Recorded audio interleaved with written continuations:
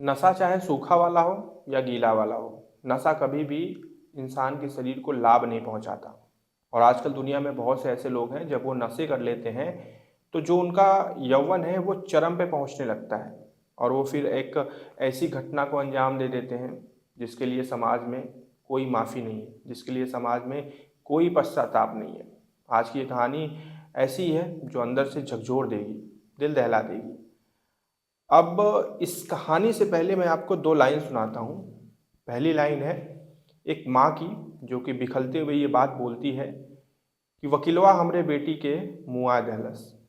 और जो दूसरी लाइन है वो एक बहन की है, एक बड़ी बहन की, जिसे माँ का दर्जा भी दिया जाता है। वो कहती है कि मुझे नहीं पता था कि इसकी निगाह मेरे अलावा मेरी छोटी बहन पे भी है। अगर मुझे पता होता तो मैं कभी भी अपने मौसी के घर ना जाती। ये दो लाइनें कहीं ना कहीं बहुत सारे प्रश्न खड़ी कर देती हैं। आइए इस कहानी की शुरुआत करते हैं। नमस्कार दोस्तों, मेरा नाम है राहुल और आप देख रहे हैं 9 PM विद JRD। दरअसल ये कहानी है आरा बिहार की। आरा बिहार में मैंने गांव और जगह पूरा परिवर्तित कर दिया है, लेकिन आरा बिहार की ये घटना है। अगर आप आस पड़ोस के होंगे तो आप समझ जाएंगे कि मैं किस घटना की बात कर रहा हूँ। इसे मैं कहानी के माध्यम से आपके सामने हाजिर कर रहा हूँ। सबसे पहले हम शुरुआत करते हैं। एक गांव है, उस गांव में एक रमेश नाम का शख्स रहता है। रमेश की उम्र लगभग जब 22 साल होती है तो उसके शादी के लिए लड़कियां खोजी जाती हैं। अब उस दौरान उसे एक लड़की मिलती है काफ़ी खोजबीन के बाद, और रमेश की उसके साथ शादी कर दी जाती है। शुरुआत में एक दो दिन तक तो सारी चीज़ें सही रहती हैं शादी के बाद, लेकिन कुछ वक्त के बाद फिर इनकी आपसी अनबन शुरू हो जाती है। रमेश में और रमेश की पत्नी में बिल्कुल भी विचारों का आदान प्रदान प्रतिबंधित होने लगता है। ये लोग आपस में सहमति नहीं जताते हैं। कई दफ़ा तो ऐसा भी होता है कि शादी को ज़्यादा दिन भी नहीं हुए थे, लेकिन रमेश अपनी पत्नी पे हाथ भी उठा देता है। रमेश की जो सबसे गंदी आदत थी वो ये थी कि वो दारू बहुत पीता है। और इस दौरान धीरे धीरे प्रक्रिया आगे बढ़ती है और शादी के लगभग 2 या 3 महीने बाद कुछ ऐसा होता है जिसका किसी ने अंदाज़ा नहीं लगाया था। होता कुछ यूँ है कि रमेश की पत्नी किचन में काम कर रही होती है और उसको मतलब किचन में आग फैल जाती है और उस आग में रमेश की पत्नी पूरी तरीके से झुलस जाती है। उसे अस्पताल ले जाने से पहले ही ये चीज़ साबित हो जाती है कि अब वो इस दुनिया में नहीं है। रमेश की पत्नी की मौत हो जाती है।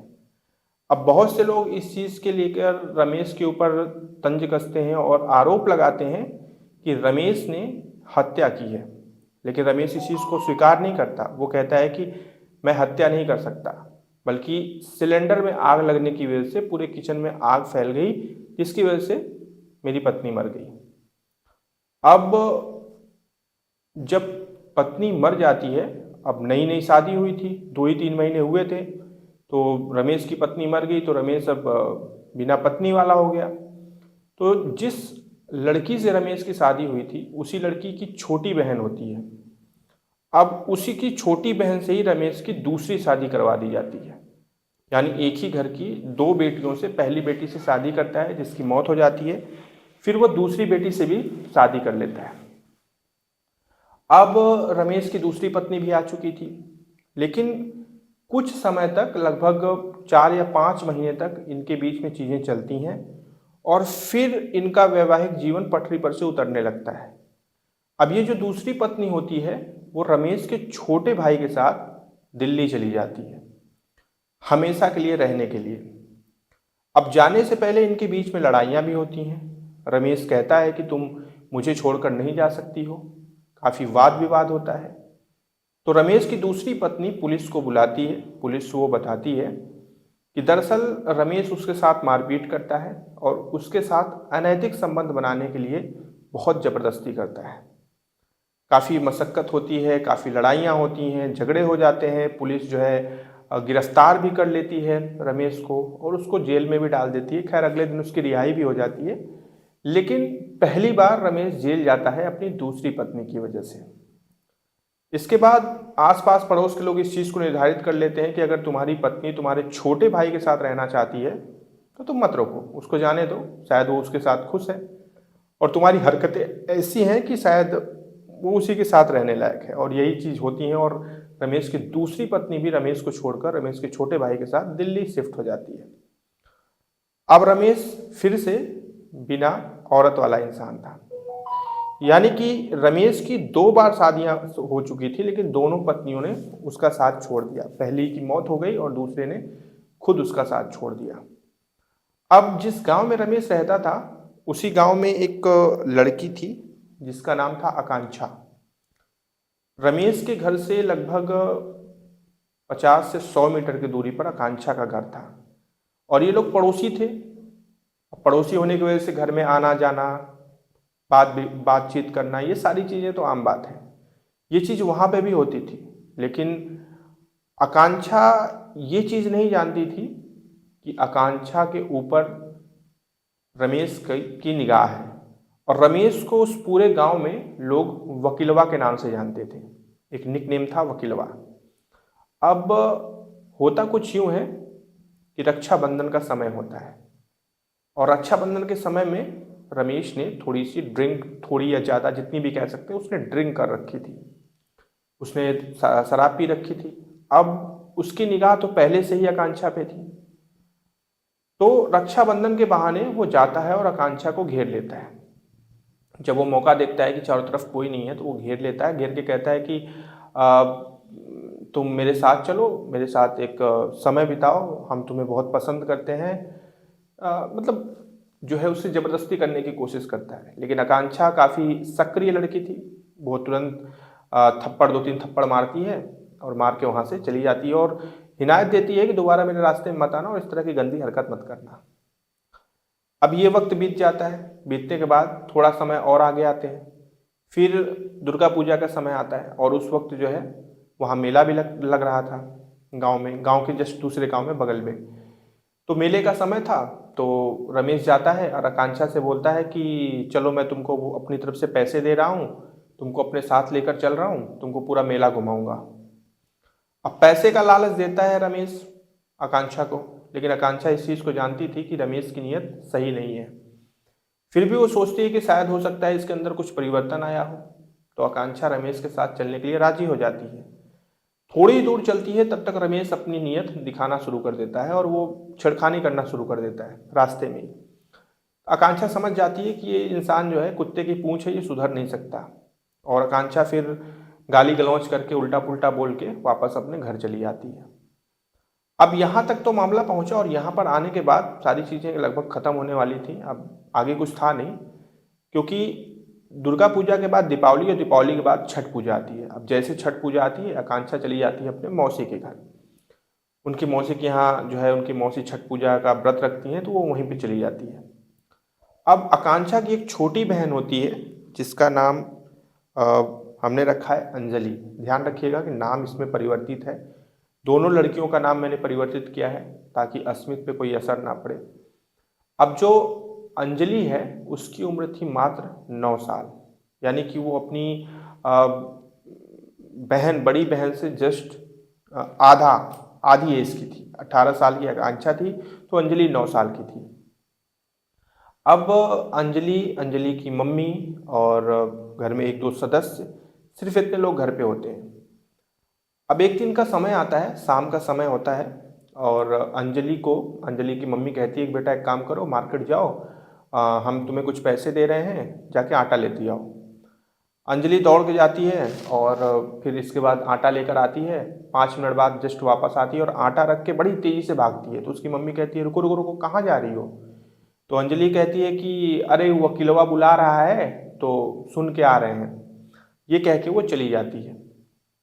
लगभग 10 से 15 मिनट बीत जाते हैं, लेकिन अंजलि वापस नहीं आती है। अब अंजलि की माँ को थोड़ा सा चिंता होने लगता है कि यार अंजलि गई कहाँ। तो वो फिर जाती है सीधे रमेश के घर, और जाने के बाद दरवाज़ा खटखटाती है। तो अंदर से वो दरवाज़ा खोलता है, तो उसने काफ़ी दारू उस समय पी रखी थी, पूरा नशे में था।